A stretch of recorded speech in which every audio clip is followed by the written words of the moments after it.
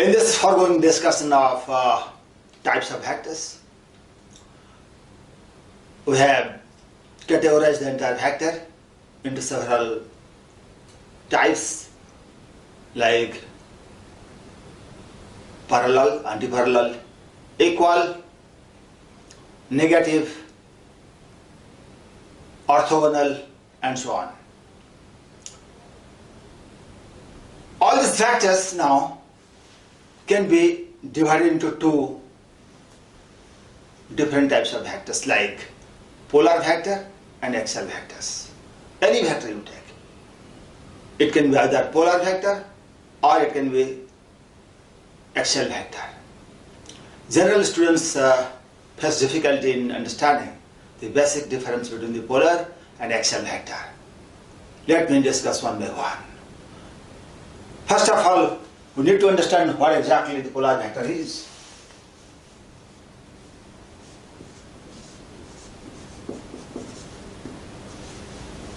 Polar vector.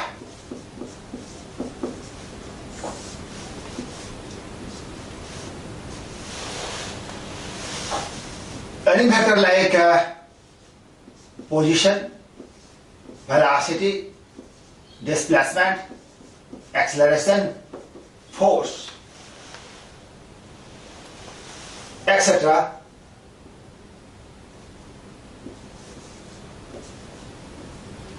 endowed with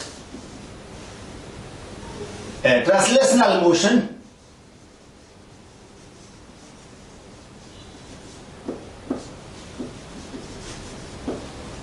we'll talk about translational motion in kinematics. This type of vectors have a definite point of action.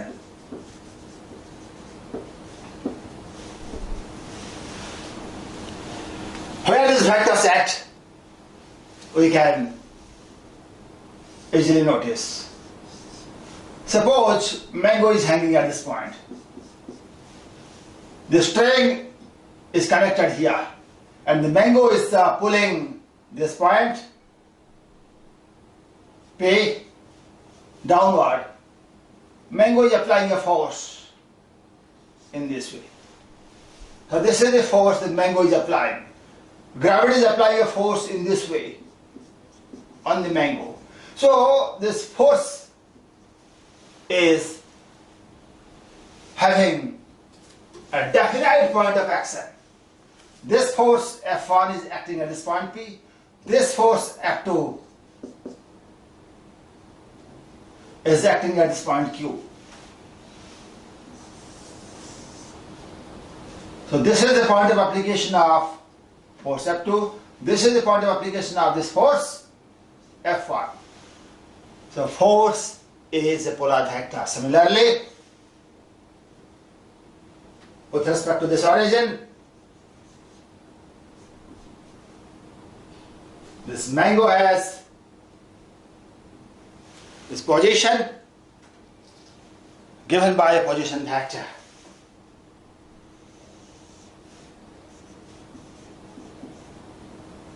The position vector is acting at this point.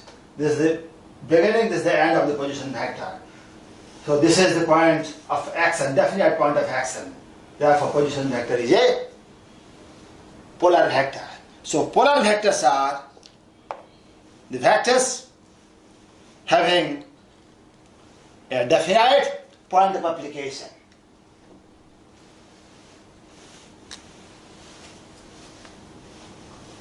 The vectors having a definite point of application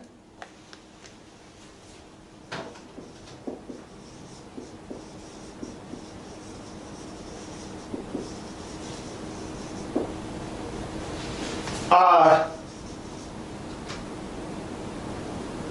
known as polar vector. Generally, the polar vectors are associated with the translational motion, not rotational motion. And you can clear this translational motion in kinematics of a particle and dynamics of a particle.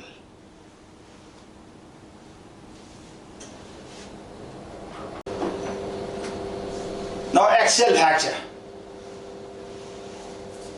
The axial vectors are pointed towards a particular direction at a particular instant. The direction of any vector may change from time to time. But the direction of the axial vectors must point along a particular axis. This is in rough sense. To understand it, let us take an example of an object, say a rotating top. The top rotates, it spins in this way. When it spins in this way, we have the right hand thumb rule. When it's spinning in this way, the spinning direction is given by the curling of your finger. The finger curls in this direction of the spin, and the extended thumb will give you the direction of spin. About this axis, the top is spinning.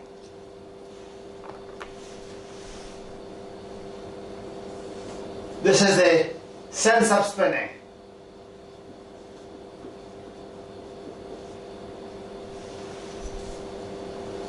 And this is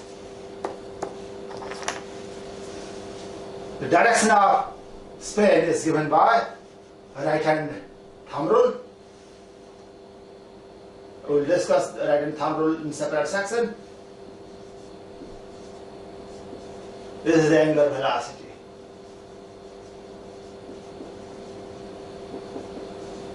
Of the spinning top. This is the spinning top.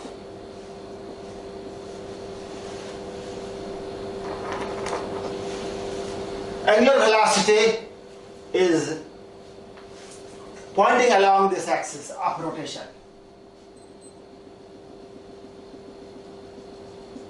This is the rotational axis.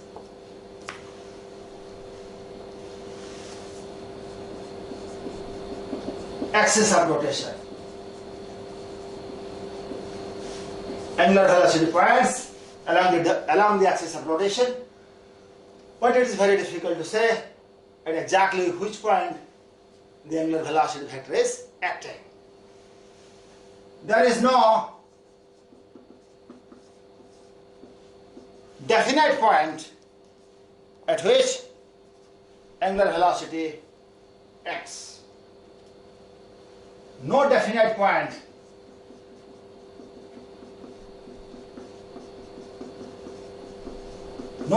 point of action. We cannot say exactly at which point angular velocity vector is acting on the top, but definitely it is acting along the axis of rotation. Maybe if you draw the vector in this way, if you draw the vector in this way, if you draw the vector in this way, if you draw the vector parallel to the axis of rotation also, it is correct. So in this way, the exact point of location, the exact point of application of this vector is unknown. We cannot define the exact point of application of the angular velocity vector. So this is called the axial vector. The vectors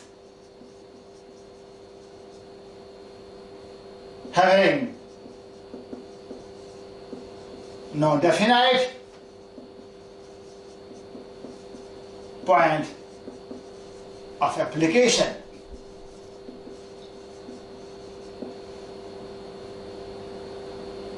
are axial vectors. These vectors are generally endowed with rotation. These vectors are endowed with or related to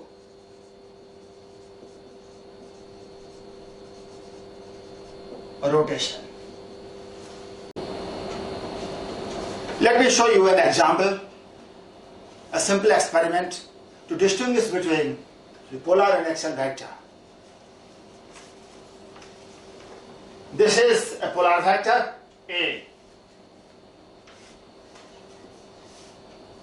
The polar vector A is given by the polar coordinates theta with respect to x-axis or y-axis. This is the x-axis, this is the y-axis.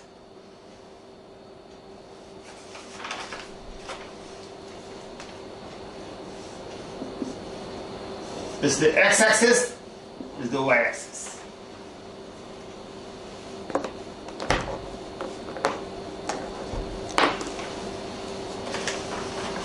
And the vector points in this way, making an angle theta with respect to positive x-axis. Now we reverse the x-axis by flipping the paper in this way. Now we reverse the y-axis by flipping the paper again by 180 degree. And you can find that the vector will be reversed in this way. We are getting the vector by flipping the x-axis by 180 degree. We are reversing the x-axis. Let it be as this. Reverse the y-axis now by flipping it by 180 degree. You are getting the x and y axis, and you can see that the vector gets flipped by 180 degree. The z as vector. What is the relation between these two vectors? These two vectors are equal in magnitude and oppositely directed. Therefore, on reversing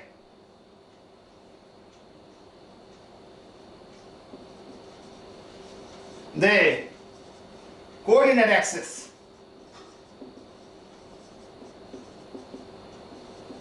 the polar vector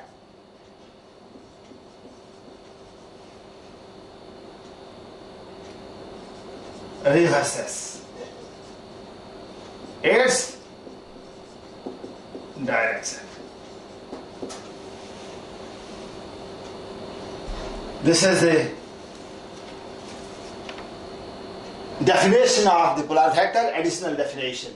When you reverse the axis, x becomes minus x becomes x dash equal to minus x, y becomes y dash is minus y. Similarly, the vector A will reverse its direction, keeping its magnitude constant. So, on reversing the coordinate axis, the polar vector must reverse its direction. Now, we will see what will happen to an axial vector when we reverse the axis of its rotation. For this purpose, let me again perform this simple experiment. Let us assume that the disk rotates in this way. I will just outward by using the right hand thumb rule, or we can say it is anticlockwise. Anticlockwise sense or outward direction, both are same. This is the direction of angular velocity, either anticlockwise sense or it is outward. This is the x-axis, this is the y-axis. So the disk spins in anticlockwise sense. This is the angular velocity vector. Either it is anticlockwise or it is outward. Both are having same meaning. This is the y-axis, this is the x-axis. And this is the axis of rotation. Z-axis is the axis of rotation. Now rotate the x-axis by 180 degree by flipping the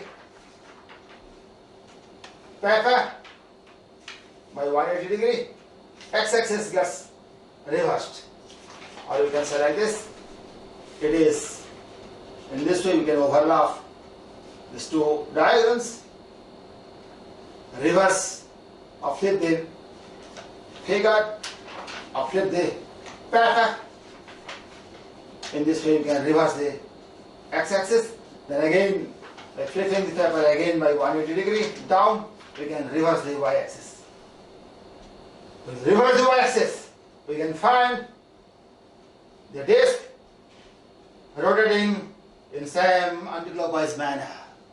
The direction of omega doesn't change. So when you reverse the axis, the disk will not change its direction of spin.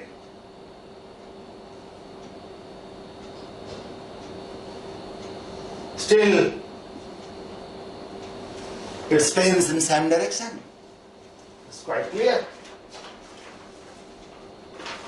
It's spinning in this way. Reverse the x-axis by flipping the paper by 180 degree. Again, you reverse the y-axis by flipping the paper by 180 degree. You can see that yes, finally we are getting the reversal of these two axes, and the simple experiment can prove that yes, the disk doesn't change its direction of rotation. Still it is spinning in anticlockwise manner. So omega disk will be equal to omega. So this is a very important property of an axial vector, that on a reversal of the coordinate axis, the axial vectors do not change